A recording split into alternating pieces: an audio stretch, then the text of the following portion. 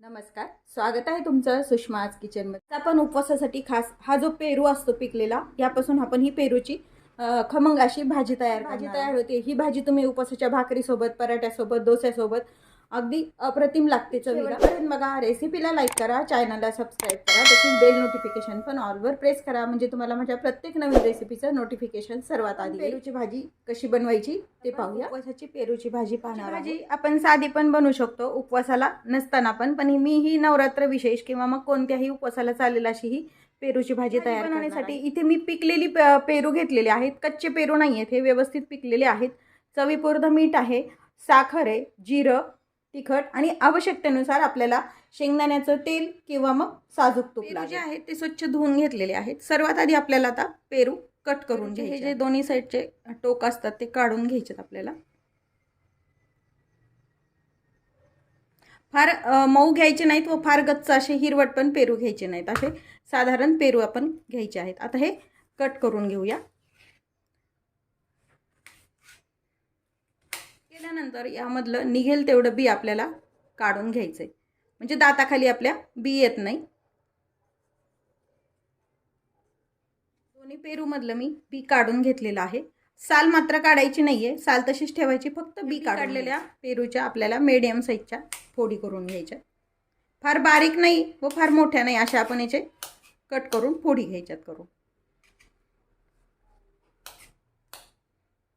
आंबट गोड चवीची भाजी अगदी सुंदर तयार होते। उपवासाच्या तुम्ही पराठ्यासोबत पण खाऊ शकता, डोस्यासोबत पण अगदी छान लागते। तसंच उपवासाची जी भगरीची भाकरी असते त्यासोबत अप्रतिम लागते।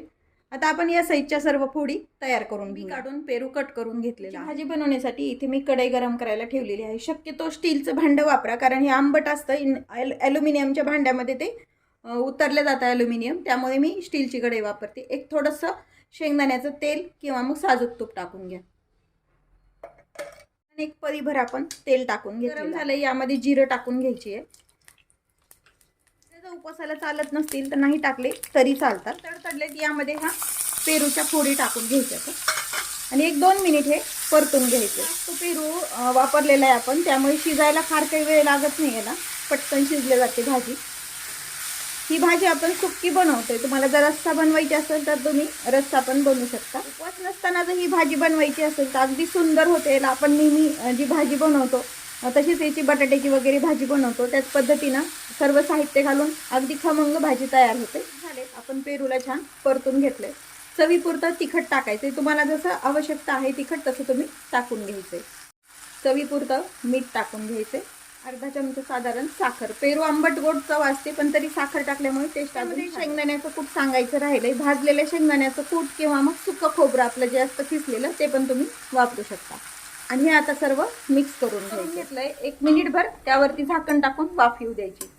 झाकण काढून घ्यायचंय, भाजीला छान वाफ आली आहे। तयार आहे आपली पेरूची उपवासाची भाजी।